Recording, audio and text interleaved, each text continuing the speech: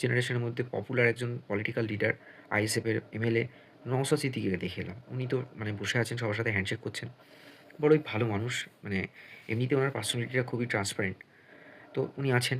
যদিও উনি বেসিক্যালি ভাঙড়ে এবং কলকাতা সাইডে ওনার ফ্ল্যাট আছে, ওখানে থাকেন। ওটা ওনার আদি বাড়ি। ফ্যামিলি মেম্বাররা ওখানে থাকেন। একটা জিনিস দেখে বুঝলাম যে ফুরফুরা শরীফের অত্যন্ত পবিত্র স্থান যেমন, এবং ওই যে হুজুর, তার বংশধরেরাই হচ্ছেন এই নওশাদ সিদ্দিকী। তো তারা হচ্ছেন সেই হুজুরের বংশধর।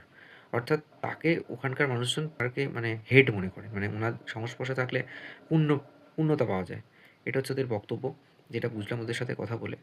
আর ওদের যে নীতি কথাগুলো রয়েছে কোরান ওয়াইজ যেভাবে বলছে ভেঙে, ভেঙে, সেই মতো যদি চলে, তাহলে আজকে পৃথিবী অনেক সন্ত্রাস মুক্ত একটা জায়গা হবে।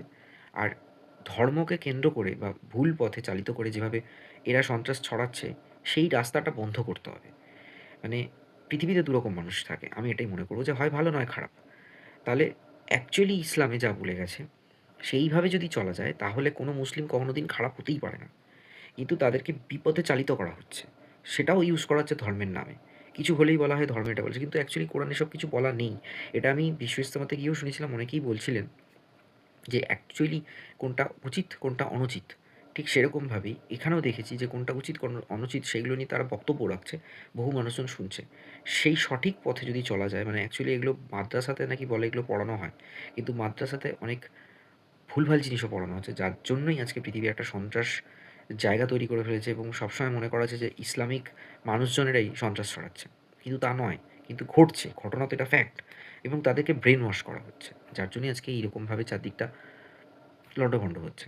কিন্তু আমি মনে করেছি যে একজন ধর্মনিরপেক্ষ মানুষ হিসেবে বিশ্ব ইস্তেমাতে গিয়েও যেটা বুঝলাম, এখানেও বুঝলাম যে যারা ইসলাম ধর্মে দীক্ষিত এবং যারা ইসলাম ধর্মকে অনুসরণ করে সঠিক পথে চলতে পারে, তারা কোনোদিন পৃথিবীতে সন্ত্রাস ছড়াতে জানে না। তারা ভালো একটা পৃথিবী, ভালো সমাজ তৈরি করতে জানে। কিন্তু বর্তমান সময়ে সেটা থেকে অনেকেই বিপথে চালিত হয়ে যাচ্ছে। সেখানে দাঁড়িয়ে থেকে এই ফ্যামিলি মেম্বাররা যারা রয়েছে, তওবা সিদ্দিকী বা অ্যাকচুয়ালি হজরত আবু বক্কর সিদ্দিকী, এনার যে বংশধরেরা, এনারা একটা সঠিক পথে সমাজকে গড়ে তোলার চেষ্টায় রয়েছে। যেটা আজকে গিয়ে আমি বুঝলাম। পুরো ডিটেলস ভিডিও আমার এক্সপ্লোর উইথ সুমন চ্যানেলে আসবে। এখানে আমি শুধুমাত্র অ্যাকচুয়ালি এখানে হচ্ছেটা কী, সেটাই বলতে চেয়েছি। জানি না আমার বক্তব্যটার সাথে কজন সহমত পোষণ করবেন। আমি এটা নিয়ে একটা কথা বলেছিলাম জাস্ট দুদিন আগেই, যে ইরানে যে ঘটনাটা ঘটেছে, সেখানকার ধর্মগুরুকে মেরে দেওয়ার ফলে আমাদের পশ্চিমবঙ্গের বসিরহাট এবং বিভিন্ন জায়গায় মানুষজনেরা যে শোকগ্রস্ত হয়ে বিক্ষোভ, বিরোধিতা মিছিলগুলো করছে, আমি শুধু এটাই বলেছিলাম যে আমরা ভারতে থাকি। ভারত একটা ধর্মনিরপেক্ষ দেশ। সেখানে ইরানের ধর্মগুরু কী হলো না হলো সেটা তো উচিত না। হ্যাঁ।